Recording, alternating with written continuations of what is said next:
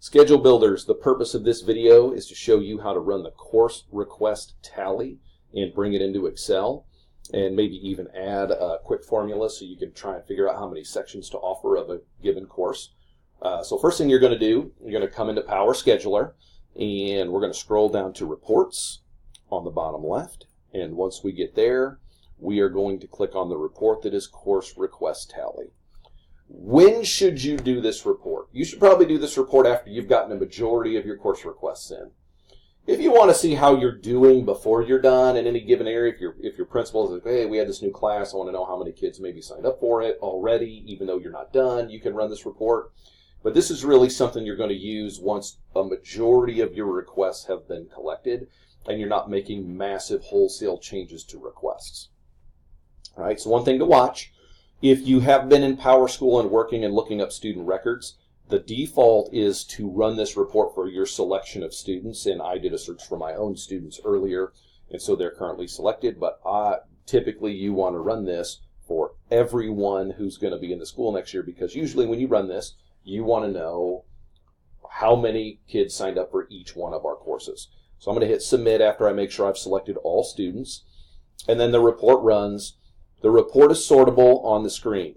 Okay, this can be useful. I can do, on a Mac it's probably Command F. On a PC it's Control F. If I want to see how many students signed up for zoology, I can do this search on my website for zoology and see there's 56 requests so far. Right, I can close that search down. But this is kind of usable on the screen. I can click on the course name and sort by the course name. So there's things you can do with it just right on the screen, but there's so many courses that what I recommend is coming in, and I think on a Mac you're going to want to come to the bottom right, click and drag up so that you're selecting everything. So you have all of this selected, whatever your right click on a Mac is, so you can copy what you've selected. Then you're going to open Excel and you're going to right click, and you're going to want to either match destination or use a paste special text. We're just going to do that. And now I have my list of courses. Now, key thing, you have your course number. You don't need it, but it doesn't hurt to have it. You have your course name, which is critically important. You have how many primary requests you have for this class. Now, what you want to do is you want to delete the columns alternate, elective, alt, and total. The reason for this, we do not consider alternates when you determine how many sections of a course you need to meet. If you could maybe use it if you're on the bubble, if you have a class like accounting that has 32 requests and 100 alternates, maybe you're going to think those 100 alternates might push you over and you should go ahead and break that into 2 sections of 16 or an average class size of 16. But typically we don't use alternates in our consideration. So we're going to delete them. And so now you're left with course name, and the number of primary requests. Now up front, anybody watching this video, Liberty High, this is a Liberty High poll. They're not done collecting their requests. They're not done adjusting their requests. This is just an initial video. Okay, so what I'm going to do here now is in this column, I'm going to type in sections. Right? And then what I want to do to try and make my life easier on trying to figure out how many sections of this class we might have, I'm going to do an equals this divided by an average class size of 25. Now, obviously, class sizes are going to differ depending on the course. Maybe some courses can be higher, some courses can be lower.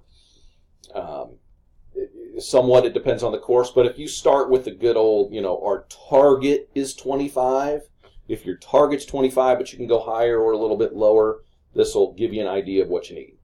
Then in the next column, I'm going to type in average, right? So this is going to be the average class size. So we're going to do that equals this divided by the number of sections. Should be 25, right? Because that's what the math shows.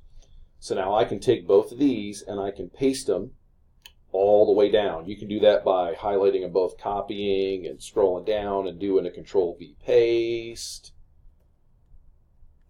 Right, like that. What I did was I highlighted both cells, and then I used this little fill handle on the right-hand corner, double-clicked on it, and that pastes everything down. Why do this?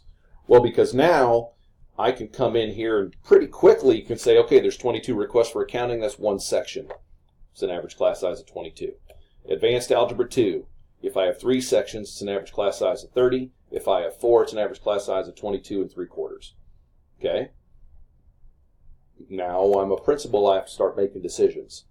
You don't have to make them right away, but you do your initial run of advanced broadcasting, one section.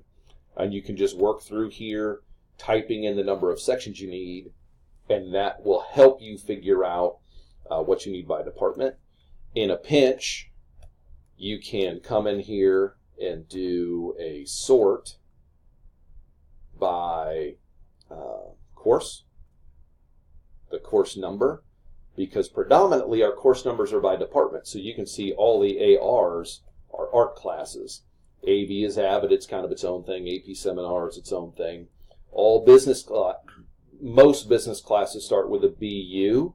Some of them start with an M, and that's later, and that gets into marketing. So it's not perfect, but you can kind of join them together, so you can see kind of by department what you need. You could, if you wanted to, do a right click in here and insert a column and put in, department, enter that, so you could sort by department.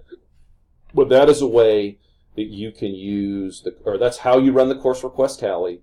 That's how you get a course request tally into Excel. And these are some of the things you can do with a course request tally. As always, don't hesitate to reach out with any questions.